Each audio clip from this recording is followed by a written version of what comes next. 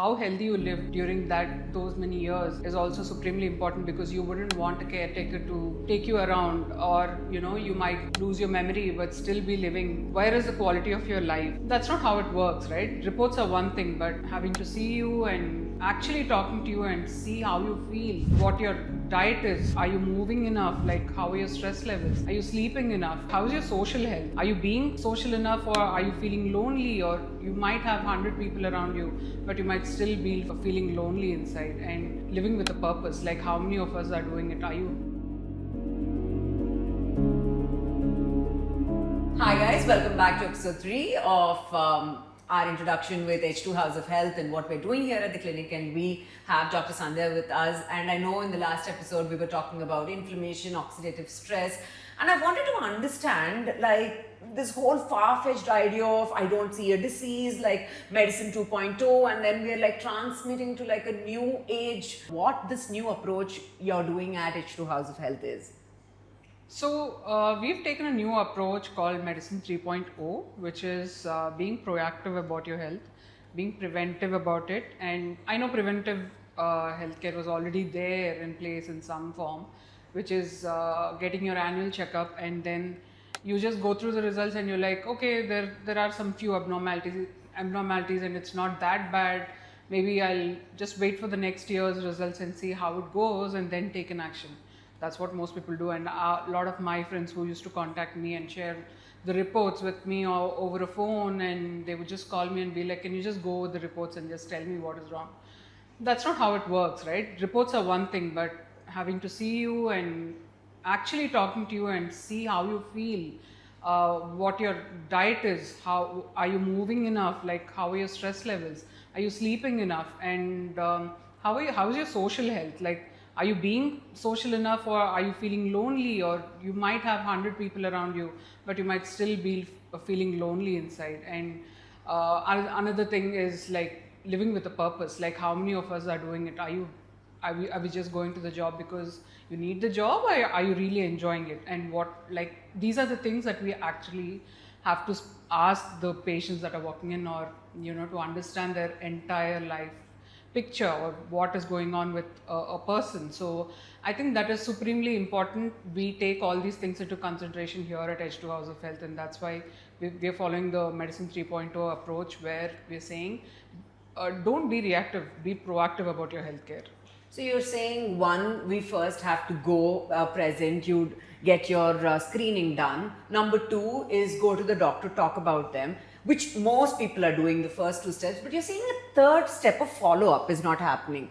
And why do you see a physician being a center of the care? What is the importance of actually having a general physician or a family doctor at the center of all our care today?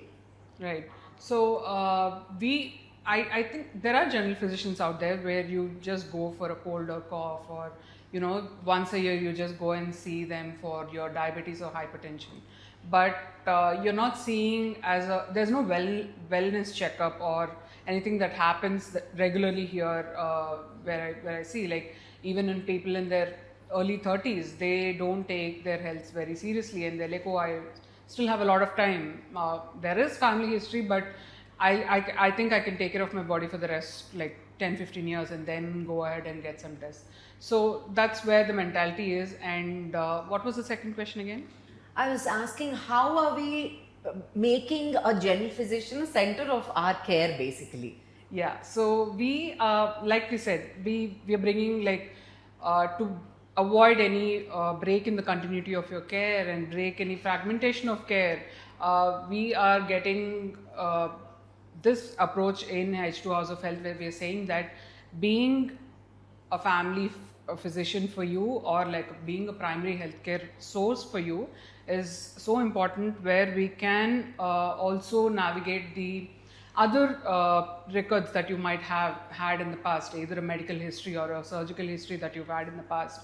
And if we have to review those reports and say, okay, this happened with you, but you didn't mention it to me because you didn't think that it was that important, or if there was some other medication that you were taking and you stopped all of a sudden, which you shouldn't have, or you had some allergy which you didn't mention to us. These are so important because they help us make decisions for your treatment plan or what we suggest you. So it cannot be selective about what you share with your doctor, and it has to all be in a single place where we are able to review those important points at any time during your treatment plan. Right. I think when you're mentioning these words, right, medicine 3.0, preventive, proactive, all these words are connecting to this word that I've been hearing, and all of us have been hearing all through, about longevity.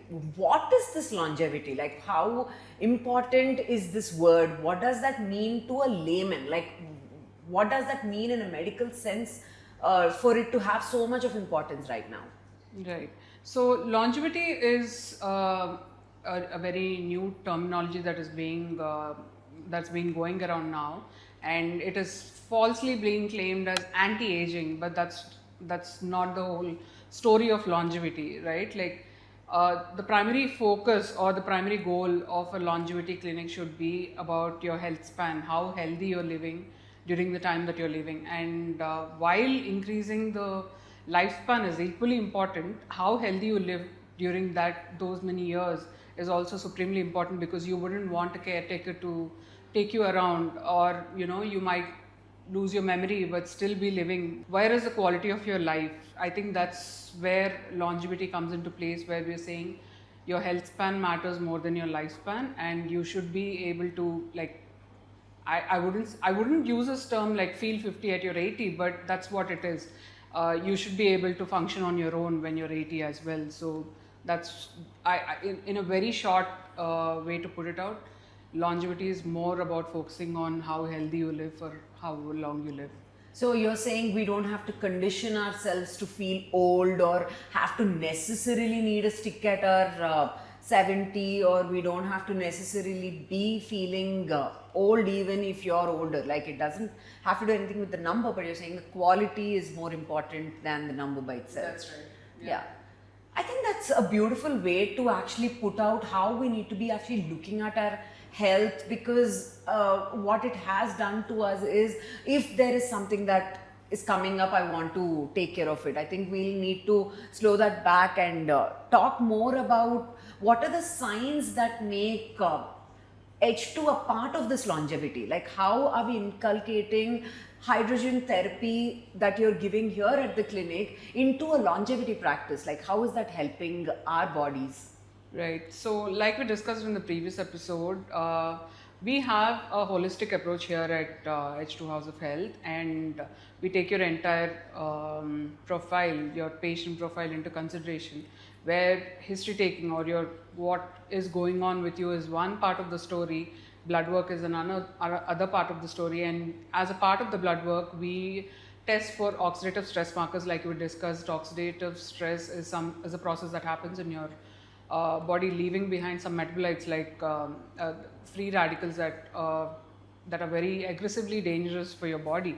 So we have a blood test that's test specifically for these markers, and it shows us a balance of the pro-oxidants which are causing damage and antioxidants which are protective in nature, that are helping your body fight against these free radicals. So we take this test into consideration, and also do a genetic testing through a third party genetic lab that we are associated with, and a gut microbiome test. We take all these things into consideration, and along with other treatment plans if needed, and we also suggest molecular hydrogen therapy sessions based on the complete patient profile. So hydrogen, like we discussed earlier, it can go into every cell into your body and does its recovery and repair. So that is where it helps, in the longevity part of what we are talking here. Yeah, I think that is amazing information for this episode. We would love to know more about who can come down to H2, how do they find you, and what are some of the simple things that we can actually use in our daily lives, where we want to inculcate this kind of habitual change to our life and lifestyle, and more deeply understanding what this tiny molecule in nature is doing for us in our body, and how we have amazing plans and ideas about building this here in Hyderabad. See you in the next one.